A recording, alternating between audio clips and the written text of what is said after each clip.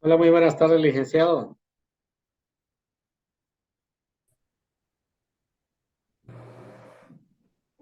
Maestrante, muy buenas tardes. Me da mucho gusto saludarlos. Igualmente, maestro, buenas tardes. Qué gusto saludarlo. Primeramente una disculpa nada más por el desfase de una hora en relación a nuestra sesión del día de hoy, por una cuestión de que venía viajando en carretera, ¿no? Ofrezco una disculpa, casi no ocupo modificar esta parte, pero en la carretera había un accidente automovilístico demasiado fuerte y eso implicó que no pudiera llegar a tiempo, pero gracias por destinar su tiempo maestrante, ¿no? El día de hoy vamos a ver lo relacionado a nuestra materia de sucesiones. ¿Cómo está este maestrante? Muy bien, maestro, gracias a Dios, muy bien. Sí, me da mucho gusto. ¿Qué dice? ¿Cómo está ya el clima? Mucho calor, bastante fuerte, la verdad. Sí, La sensación térmica llega a 43, 44 grados. 43, 44 grados, no, hombre. Sí que está bastante. Bueno, sí, la verdad que sí, Sí, ahora sí, lo que hemos hecho con nuestro planeta, con el calentamiento global, ¿verdad? ciertamente. Sí, pero bueno, el día de hoy, como le mencionaba, vamos a comenzar con la parte de sucesiones, que es nuestra materia que tenemos asignada. Y recordemos que en el caso de usted de maestrante, pues tiene conocimiento en relación en esto. Y primeramente, ¿qué es una sucesión? Pues es el proceso de transmisión de los bienes de una persona fallecida. Hay dos tipos de sucesiones, la sucesión intestamentaria, sí, que es la regulada por la ley porque la persona falleció, pero no hizo un testamento. Sí, esto puede ir hasta en contra de su voluntad del difunto. En este caso se debe de acudir con un notario si los posibles herederos son mayores de edad y todos están de acuerdo. El notario se encargará de llevar el procedimiento. Si los posibles herederos no son mayores de edad o no están de acuerdo, deben llegar a un proceso ante el juez de lo familiar competente. Ahora bien, el otro caso es una sucesión testamentaria. Es la sucesión que reconoce los deseos de la persona fallecida porque se describen en su testamento. Esto debe ir acompañado de un notario que se encargue de buscar el testamento y realice los trámites necesarios para la transmisión de los bienes de la persona fallecida. Ahora bien, vamos a hacer por ahí dos distinciones en cuanto a que muchas veces ya ve que la parte de llevar un juicio sucesorio intestamentario es decir, no dejó testamento, pues se tiene que hacer la declaración, ¿sí? La declaración de herederos. Y en esta fase de declaración de herederos, recordemos que muchas veces denuncian el juicio los hijos, pero a veces no todos los hijos pueden denunciar esta situación en materia jurídica, para lo cual si uno de los hijos no fue incluido en la demanda, podemos interponer, ¿qué cosa? Podemos interponer una petición de herencia. ¿Estamos de acuerdo? ¿Para qué? Para que a ti te asignen, ¿sí? Ese derecho en relación al de Cujus. ¿Y quién es el de Cujus? La persona fallecida. Eh, en estos casos, sí, es muy importante reconocer que en el caso de de la persona, del cónyuge, sí, puede ser la esposa o puede ser la concubina. Aquí aplica una situación totalmente diferente en cuanto a la concubina y en cuanto a la esposa, porque recordemos que los derechos se generan a favor de quien es esposa y en segundo lugar quedaría quien es la concubina. Ahora bien, en el caso para respetar los derechos, también podrá hacer valer la concubina los últimos años de vida, siempre y cuando sean mayores de 5 años. En algunos casos, en otros estados serían 3 años para la declaración del concubinato y poder demostrar y hacerle la asignación, ¿sí? De un porcentaje de cujos. Ahora bien, alguien me preguntaba en relación a la sucesión intestamentaria.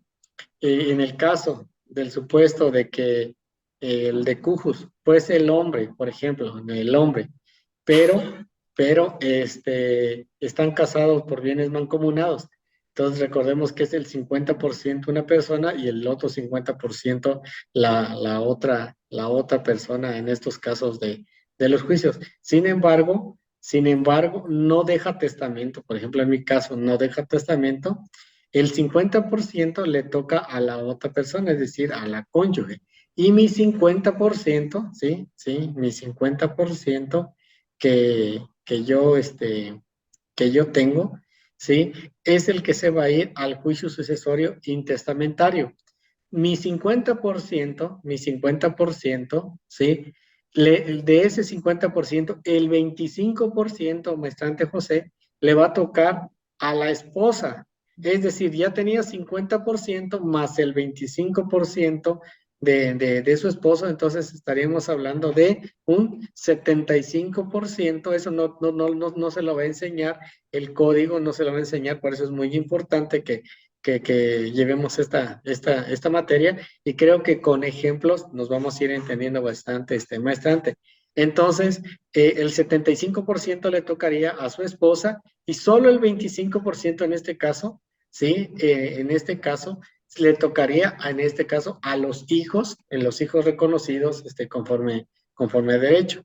Entonces, muchas veces los hijos consideran que porque ya falleció papá, qué cosa me va a corresponder y todo, pero no toman en cuenta que el respeto debe de existir a favor de la mamá, en el caso del cónyuge supérstite o viviente, porque a ella le corresponde el 75% y solo el 25% del papá les corresponde a ellos, ¿sí? En todo caso, si la mamá o la cónyuge supérstite quiere realizar algún tipo de donación, en este caso a favor de los hijos, pues lo podrá hacer con su 75%, que es la adjudicación, y solo el 25% de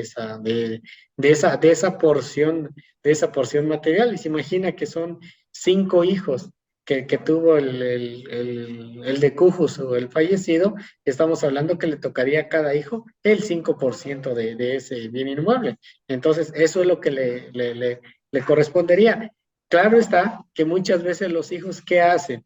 Se ponen de acuerdo con la mamá, con la cónyuge supérstite, y que dice, vamos a repudiar nuestra heredad, nuestra herencia que por ley nos genera, y otorgamos nosotros ese 25% a favor del cónyuge supérstite, que en este caso sería la mamá, ya para que la mamá, si así lo disponga con el 100%, pues ya disponga de los porcentajes que así considere, ¿no? Sí, es muy, muy importante, maestrante, que tome usted en cuenta esto. ¿Por qué? Porque al momento de dar las asesorías correspondientes, llegan los hijos y llega la cónyuge, por ejemplo, en este caso del ejemplo, y le dice, bueno, es que mi papá nos dejó el 50%, y hay que especificarle al maestrante que no dejó el 50%, el 50% le pertenecía efectivamente a su padre, pero no ese 50% le va a corresponder a los hijos, solo el 25%, ¿sale? Para que se les explique, y muchas veces los hijos, no, para nosotros que la mitad, por ejemplo, de un terreno, ¿no? De 10 por 20, los 5 metros, pensamos que nosotros nos iba a corresponder, no.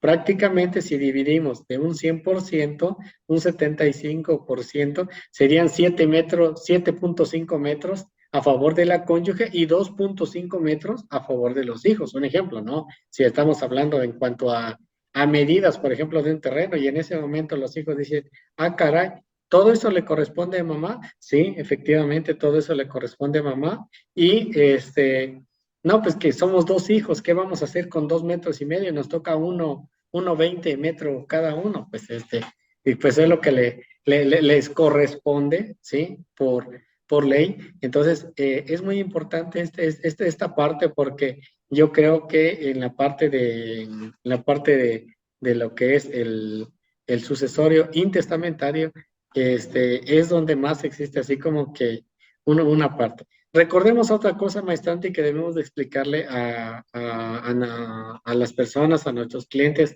lo siguiente. Recordemos que muchos de ellos dicen, sí, pero en el caso de que mi papá sí dejó testamento, es decir, ya estamos hablando de un juicio sucesorio testamentario, y dispuso que solo uno de mis hermanos, se adjudique el 100%. ¿Esto es posible? Sí es posible. El 100% por ejemplo, en el caso, para que no nos olvidemos, el 100% del papá, que vendría siendo el 50% en caso de que estuviese casado con su mamá, en bienes mancomunados, y por lo tanto le adjudicarían el 50% de los bienes. El otro 50% se lo adjudicarían a favor de la cónyuge, ¿sí? En una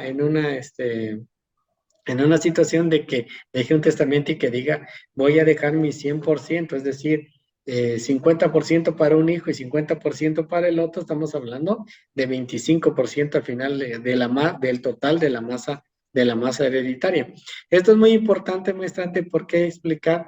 Porque muchas veces, a grosso modo, siempre nuestros clientes, ¿sí? Ahí en el despacho nos preguntan en relación a los porcentajes, a las cantidades, y lo que yo quiero es que, afortunadamente que tenemos la experiencia y demás, poderlo inducir de tal manera que podamos dar una mejor orientación a nuestros clientes y clientas desde el punto de vista del ámbito jurídico. Claro está, nos llega en una ocasión unos clientes y dicen, mire, licenciado, falleció mi papá, dejó un testamento y me dejó a mí como única y heredera universal y albacea y todo, pero resulta ser que en la enfermedad mi papá vendió esos inmuebles. ¿Qué pasa con eso? Pues se queda sin efecto toda vez que ya los vendió. Pues ¿qué bienes se van a repartir? Sí, dice, pero entonces, ¿qué me toca a mí? Pues, ¿qué bienes quedaron?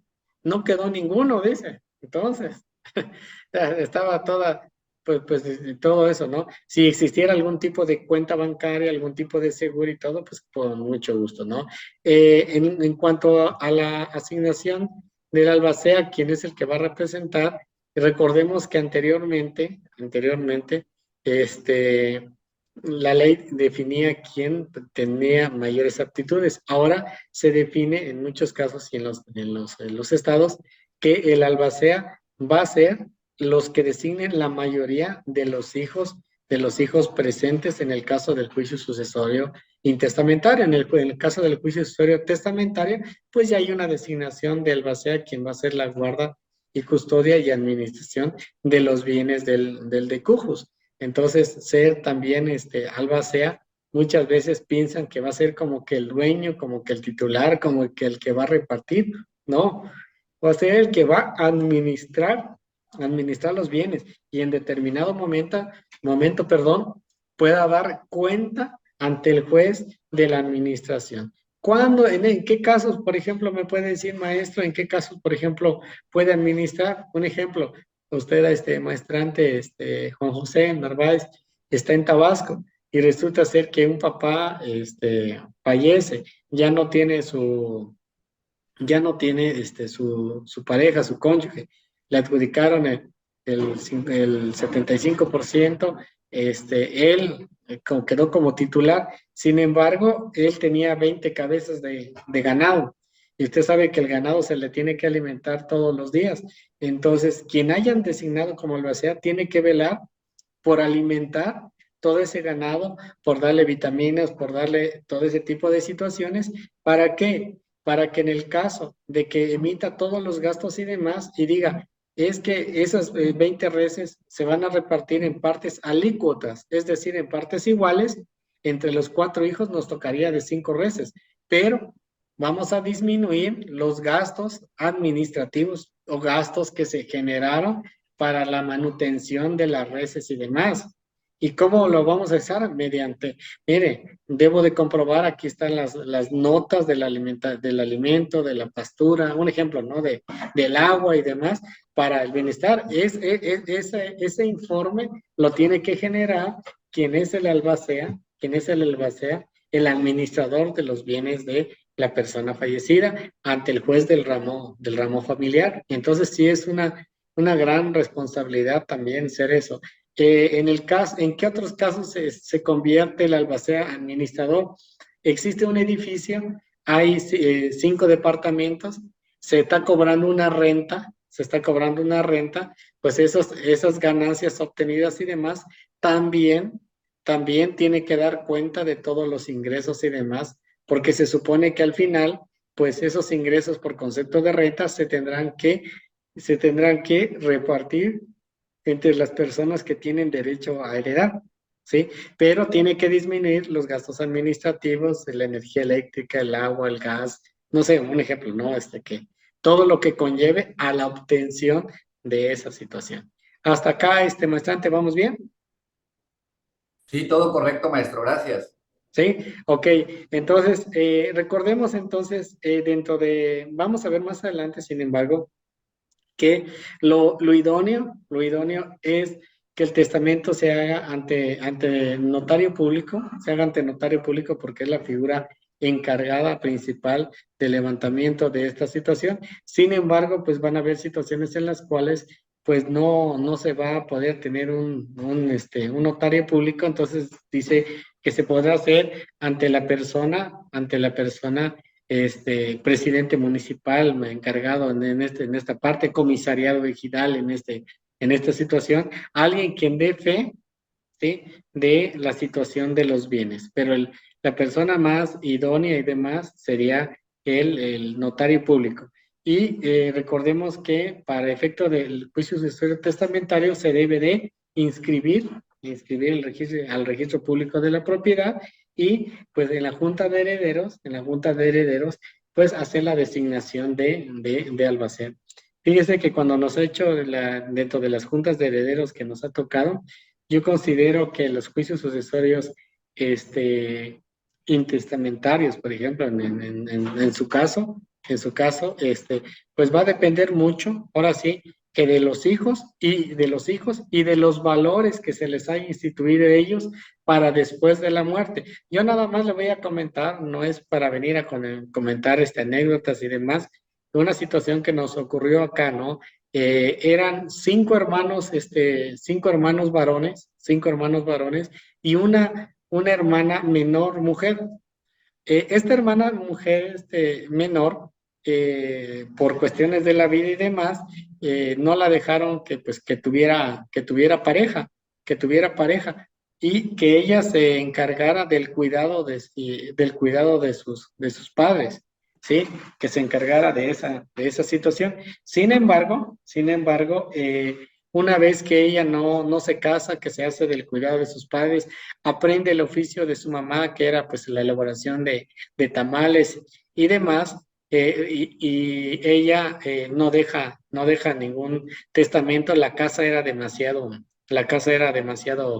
pequeña, y una vez que los hermanos mayores llegan con su servidor y me dicen, ¿sabe qué? Mire, nosotros somos pues los hermanos mayores.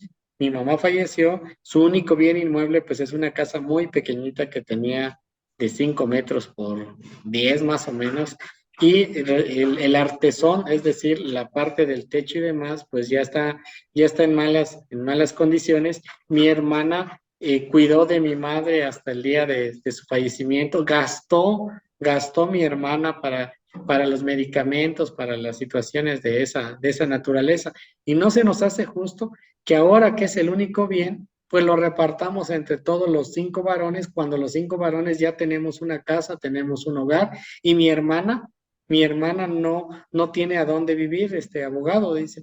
Entonces nosotros venimos a renunciar a nuestra herencia. Entonces yo le dije, esa situación en la Junta de Herederos la tenemos que expresar y debemos de repudiar, ¿sí? Repudiar la herencia. Y al momento que nos pregunte el juez, en relación, dice, yo repudio mi herencia y mi voto para albacea es para mi hermana. Y cada uno va haciendo mención de esa situación en el orden según las edades, del mayor al menor se lleva ¿no? Entonces se pusieron de acuerdo, pero no le comentaron nada a su hermanita para el día de la diligencia. Entonces, cuando ya estábamos una vez reunidos los seis, pues la hermana menor iba con la idea, pues que la casita pequeñita, pues la iban a repartir entre todos y que ella pues tenía que buscar un lugar, un espacio a donde ir a rentar y un lugar a donde ir a buscar para poder sobrevivir. Sin embargo, ese día llegó el hermano mayor y le dijo, ¿saben qué? Pues yo repudio mi herencia y mi voto es para mi hermana. Y su hermana se queda así como que, bueno, es para mí. El segundo hermano, yo repudio mi herencia y asigno mi voto para que sea mi hermana. Y va el tercero y de igual manera el cuarto y el quinto. Y cuando le toca a ella, dice, ¿y yo qué digo? Que acepta ser albacea y que acepta ese voto, porque no sabía qué mencionar, porque estaba sorprendida de la respuesta de sus hermanos. Estaba sorprendida de la respuesta de sus hermanos y le dijeron, ya uno de ellos dijo, ¿puedo hacer uso de la voz?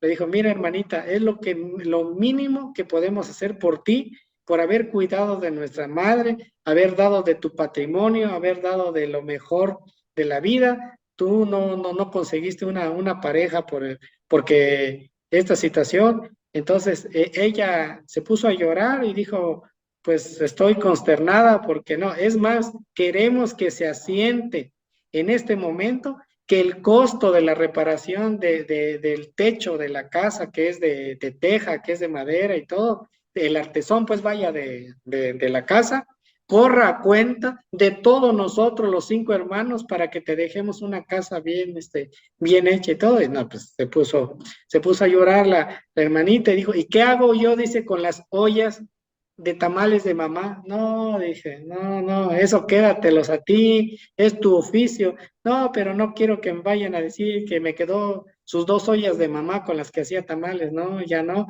Y pues fue una situación muy grata porque eso acaba de pasar hace una semana y dijo, ¿cómo ven? Dice, ahí tengo mis 2 gallinas, las quiero matar para que comamos este sábado. No, hermana, cuídalas, ahí vamos a llegar a comer, pero no, ahorita no es el momento. Entonces, me llevé una situación de esa naturaleza porque no depende del recurso, no depende de eso, depende mucho, maestrante, de los valores instituidos, porque ellos como hermanos dijeron algún día, ¿sabes qué? Algún día comimos en la misma mesa, que comimos todos, y no es posible que ahorita que tu único patrimonio es tu casita, nosotros te lo desprendamos y nosotros te mandemos no sé a dónde vas a ir. Entonces, yo siempre voy a motivar a cada uno de ustedes, maestrantes, para efecto de ver que esa situación familiar siempre esté de manera conjunta, ¿sí? Que no haya división familiar por razón de los bienes, como la anécdota que le acabo de comentar, ¿sí?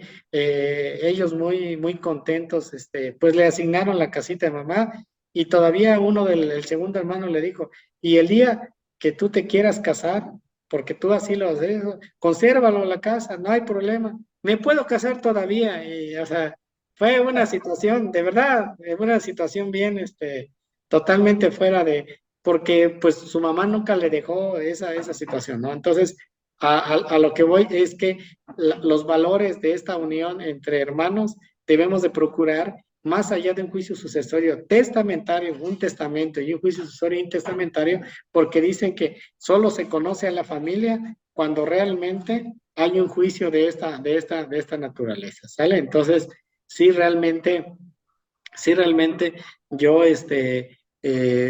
voy a procurar, porque recordemos que más allá de ser de abogados, ser maestros y demás, también somos pertenecientes a una familia y no nos gustaría algún día estar pasando por unas situaciones de diferencia entre hermanos. Sin embargo, sí hay esta situación que se pasa, porque siempre hay una persona que quiere sacar un beneficio, quiere sacar un provecho sobre los demás. ¿Sí? ¿Por qué eso? Entonces, debemos también motivar a que es esa parte de los valores. Y aparte de los valores, pues también dejar un documento en el cual se especifique cuál es la última voluntad que se tiene entre todos y cada uno de nosotros, ¿sale? Entonces, si bien es cierto, le expliqué que fue algo muy, pues muy motivante, muy, muy feliz como hermanos, y al final en esa diligencia, pues se dieron un abrazo, abrazaron a su hermana menor, le dijeron, así, acuérdate que así le dijimos a mamá que íbamos a estar juntos y así vamos a seguir juntos, no te preocupes y todo eso, pero son situaciones de carácter familiar, de valores que cuestan realmente poderlos acuñar, poderlos incentivar, poderlos motivar, ¿no? Aunque hay veces que hay juicios en los cuales son dos hermanos o dos hermanas y se están desgarrando por los bienes de la persona del de Cujus, ¿no? Entonces, esto. Ahora, qué tipo de testamentos son los que nosotros vamos a conocer ahorita en esta unidad? Pues recordemos que hay el testamento, pues, hológrafo, aquel suscrito por puño y letra. Hay también el testamento militar, aquel que se suscribe a los pertenecientes. El testamento marítimo, aquel que están en la flota naval o que están dentro de un barco y quien da fe es el capitán del barco o el inmediato superior. En el caso del militar, pues el capitán o el encargado de eso también puede darse eso. Ahora bien, ahorita que estoy hablando de la parte militar, alguien recordando me decía, maestro, ¿cómo es que se inicia esta parte de los testamentos? Mira, en Roma, en Roma, las personas que iban a la guerra muchas veces constituían un patrimonio, pero no definían ellos a quién le iba a quedar el patrimonio en caso de que hubiera un fallecimiento en el área militar. Entonces, como no había eso, el Estado se quedaba con los bienes de esa persona. Entonces, para evitar esa situación y ese acrecentamiento de los bienes del Estado, se definió que se dejara antes de ir a la guerra, se dejara y se definiera a quién se le iba a dejar esos bienes, a quiénes se les iba a dejar esos bienes antes de partir en caso de que la persona llegara a fallecer. ¿Sale? Entonces, esa es la historia, pues vaya, de los bienes. Ahora bien, por naturaleza siempre decimos, por ahí, maestrante, Juan José Narváez, no, yo para qué voy a hacer mi testamento, maestro, si me veo joven, yo soy una persona entusiasta, estoy sana y demás, pero la vida no la tenemos comprada, maestrante. Entonces, el consejo es que si estamos llevando esta situación y podemos tener esa oportunidad en nuestro tratamiento, lo hagamos porque ¿cuánto es el costo de un testamento, por ejemplo, en Tabasco? Existe un mes que le denominamos el mes del testamento, que es en septiembre, y un Ajá. testamento debe de andar costando entre 1,200 de impuestos y como 1,000 pesos del honorario del notario, o sea, entre 2,500 y 3,000 pesos hacer un testamento. Sí, acá en Chiapas incluso los impuestos son más baratos, ya con los honorarios del notario son como 1,500 pesos más o menos. Sí, no, digo 1,500, ahorita con lo que se incrementó posiblemente sean 2,000 pesos, pero con 2,000 pesos tú puedes quitarte de muchísimos problemas en caso de que tú no, de que tú no estés. Y recordemos que hay una parte dentro de los testamentos, porque en la próxima clase les voy a presentar la estructura de un testamento, maestrante, para que sepamos, porque eso va a ser fundamental para el conocimiento de nuestra asignatura, en el sentido de que podemos empezar, que podemos testar de dos formas, dice, testar los bienes presentes y testar los bienes futuros, es decir, voy a dejar un testamento en relación a un terreno que tengo en la calle del Sapo número 8, Colonia Jardines, ¿no?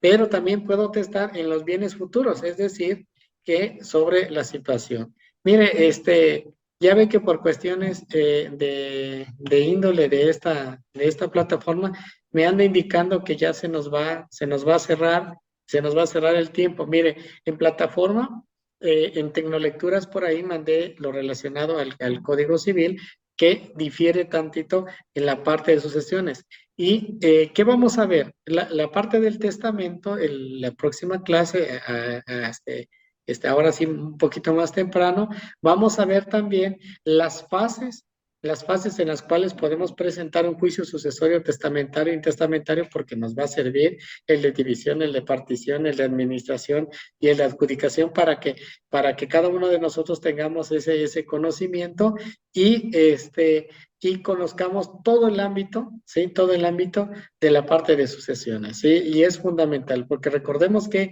en materia de derecho civil, ¿sí? El derecho civil te protege desde el nacimiento y hasta para después de la muerte, es esta parte, ¿no? Que el derecho vigile que las cosas, pero no solo en cuanto a los bienes, sino en cuanto también a los derechos, porque muchas veces no solo son los bienes, sino son los derechos. Sí, papá dejó un testamento, pero todavía el abuelo vive. Bueno, quienes lo van a representar son los hijos de ese derecho del abuelo, ¿no? Para saber, entonces sí es muy importante esa parte, ¿no? Entonces, de verdad le agradezco bastante, maestrante, y Dios mediante, lo espero en la siguiente sesión. Voy a mandar por ahí también otras tecnolecturas de nuestra materia y voy a mandar, aparte de este video, 2 videos más complementarios para que nos pueda ayudar, para que en la siguiente sesión ya estemos más reforzados y mejor en ese sentido, maestro. ¿Sale? Maestro. ¿Sale? Sí, Reciba, buenas tardes. Gracias, reci- maestro.